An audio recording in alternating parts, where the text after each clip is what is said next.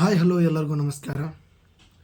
ಇಂದಿನ ದಿನ ನಾವು ವಿಜ್ಞಾನದ ಚಿತ್ರಗಳು ಚಿತ್ರಮಿತ್ರ ಅಂತ ವಿಜ್ಞಾನದ ಚಿತ್ರಗಳು ಎಂಬ ಒಂದು ಕಾನ್ಸೆಪ್ಟನ್ನು ತೊಗೊಂಡ್ಬಂದಿದ್ದೀವಿ. ಈ ವಿಜ್ಞಾನ ಚಿತ್ರಗಳಲ್ಲಿ ಯಾವ ಚಿತ್ರಗಳು ಇಂಪಾರ್ಟೆಂಟು, ಯಾವ ವರ್ಷದಲ್ಲಿ ಯಾವ ಚಿತ್ರಗಳು ಬಂದಿದ್ದಾವೆ ಅಂತ ಅತ್ಯಂತ ಬೇಗನೆ ನೋಡ್ಕೊಂಡು ಹೋಗೋಣ ಅಂತ ಹೇಳ್ತಾ, ಮೊಟ್ಟ ಮೊದಲನೇದಾಗಿ ಮಾನವನ ಮೆದುಳು. ಈ ಮಾನವನ ಮೆದುಳು ಮಾಡೆಲ್ 3 ಕ್ವಶನ್ ಪೇಪರಲ್ಲಿ ಬಂದಿದೆ, ಮಾಡೆಲ್ 2 ಕ್ವಶನ್ ಪೇಪರ್ ಬಂದಿದೆ. ಆಮೇಲೆ 2025 3ನೇ ಪರೀಕ್ಷೆ, 2025 1ನೇ ಪರೀಕ್ಷೆ, ಈ ರೀತಿಯಾಗಿ ಕಂಟಿನ್ಯೂಸ್ ಆಗಿ ಏನು ಮಾಡಿದ್ದಾರೆ, ಈ ಮಾನವ ಮೆದುಳು ಚಿತ್ರವನ್ನು ಕೇಳಿದರೆ ಇದನ್ನೊಂದು ಸ್ಕ್ರೀನ್ಶಾಟ್ ತೊಗೊಳ್ರಿ. ನೆಕ್ಸ್ಟ್ ಹೃದಯ ಚಿತ್ರ. ಈಗ ನೀವು ಪ್ರಿಪ್ರೇಟರಿ ಬರೆದ್ರಲ್ಲ, ಮೊನ್ನೆ ಪ್ರಿಪ್ರೇಟರಿ ಬರೆದಾಗಲೂ ಕೂಡ ಮೆದುಳು ಚಿತ್ರನ ಬಂದಿತ್ತು, ಈ ಹೃದಯ ಚಿತ್ರನೂ ಬಂದಿದೆ.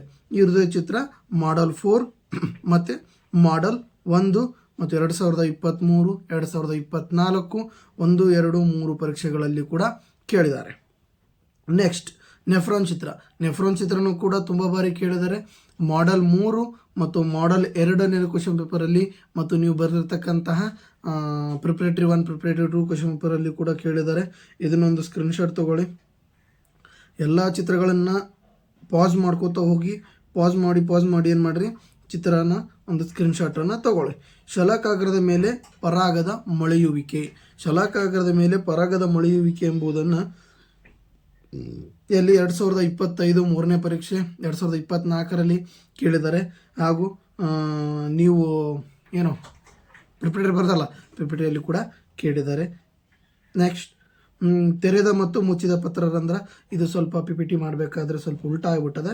ಓಕೆ, ತೆರೆದ ಮತ್ತು ಮುಚ್ಚಿದ ಪತ್ರರಂಧ್ರ ಇದು ಕೂಡ ಇಂಪಾರ್ಟೆಂಟ್ ಆಗಿರ್ತಕ್ಕಂಥದ್ದು. ಇದನ್ನು ಪ್ರೀವಿಯಸ್ ಇಯರ್ ಕ್ವಶನಲ್ಲಿ ಕೇಳಿದ್ದಾರೆ.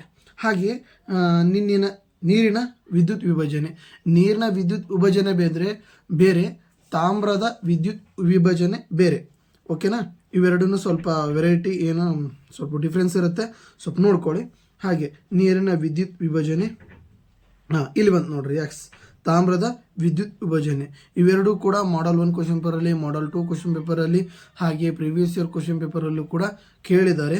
ಇವು ಎರಡುಗಳನ್ನು ಸ್ವಲ್ಪ ಗಮನವಿಟ್ಟು ನೋಡಿ. ಒಂದು ತಾಮ್ರದ ವಿದ್ಯುತ್ ವಿಭಜನೆ ಶುದ್ಧೀಕರಣ ಅಂತಂದೇಳಿ, ಇನ್ನೊಂದು ನೀರಿನ ವಿದ್ಯುತ್ ವಿಭಜನೆ ಅಂತ ಹೇಳಿ. ಓಕೆನಾ.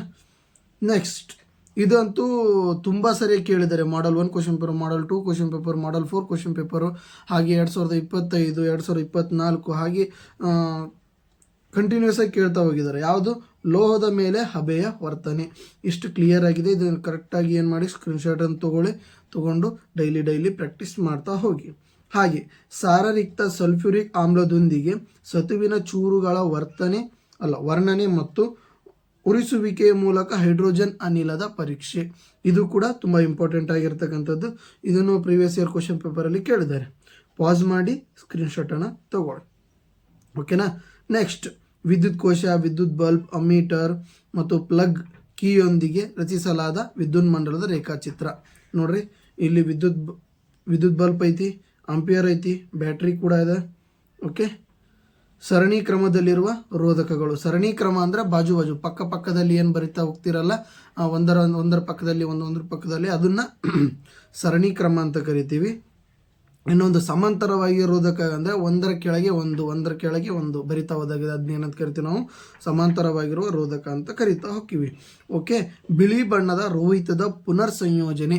ಇದನ್ನು ನ್ಯೂಟನ್ ಅವ್ರು ಮಾಡಿರ್ತಕ್ಕಂಥದ್ದು, ಬಿಳಿ ಬಣ್ಣದ ರೋಹಿತ ಪುನರ್ ಸಂಯೋಜನೆ ಅಂತಂದೇಳಿ.